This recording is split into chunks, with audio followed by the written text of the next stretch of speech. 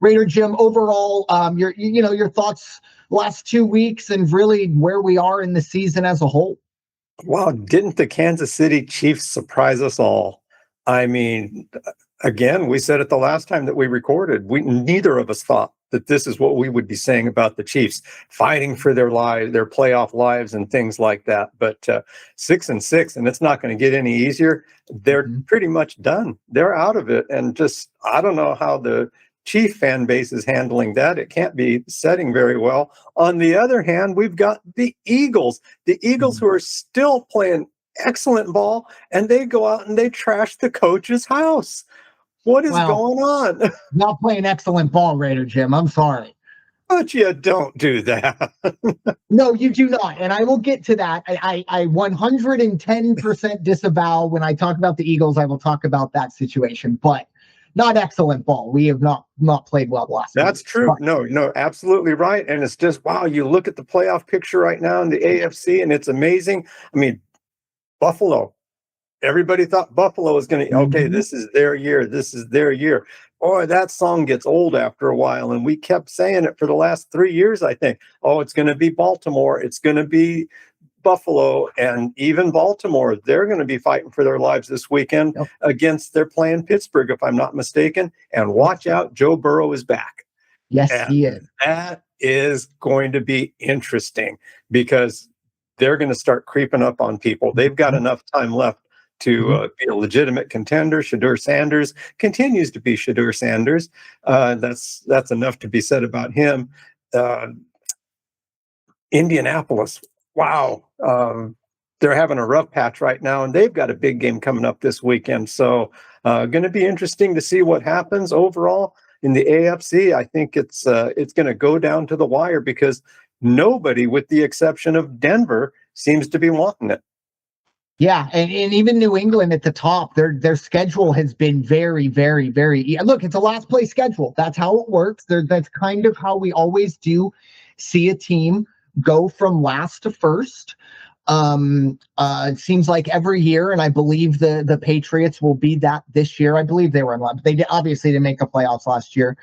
That's the main takeaway that I have right now. We're looking at the Patriots, who I don't know. Maybe it is the schedule, but at the same time, Drake Maye looks like the real deal. He's probably I think he's negative money to win the MVP. So a heavy favorite to win an MVP as we're essentially going into the last month of the season. I think Mike Vrabel has that identity figured out, and their defense is very, very good. That's going to be interesting. They do have a a bye this week, so a little bit of a break for them, and then I think they'll come back with Buffalo next week. The other side of it, Raider Jim, you brought up Kansas City. Look, they got, I think, a 37% chance to make the playoffs, and trust me, and that's crazy to think of, 3 months ago. But this team is not dead. Obviously, there is no margin for error. They have to win out and probably get a little bit of help. But the AFC, I think, look, the division is pretty much done. But if this team sneaks in as a 6 or a 7 seed, I don't think anybody at the top of the AFC is going to feel comfortable. And again, I understand I will continue to be the paranoid character in the horror movie. Yes, I don't think Michael Myers is dead. I'm sorry. It's going to be very, very interesting for that. 2 more things. Carolina. This is a team that I cannot make heads or tails of. Unbelievable. And I think what I've kind of figured it out is obviously, they are much better at home than they are away, which is kind of a bit simplistic. But I really think for Carolina, it's when the lights are shining brightest in terms of the national spotlight. When they're playing Monday Night Football, when they're playing Thursday night, a standalone or this or that, when all football eyes are on Carolina, they seem to almost turn into a bit of a pumpkin.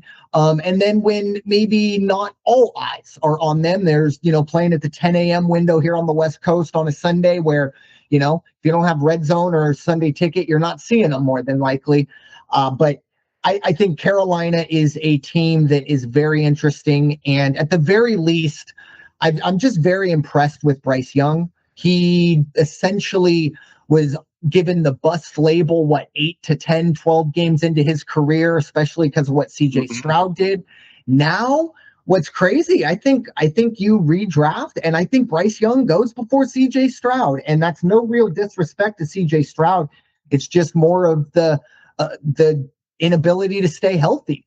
But Bryce Young, very, very proud of him and his resilience. And finally, the last thing I'll say on last week was just how bad the quarterback play was. And I hate to call out Max Brosmer, but that was just unbelievably bad.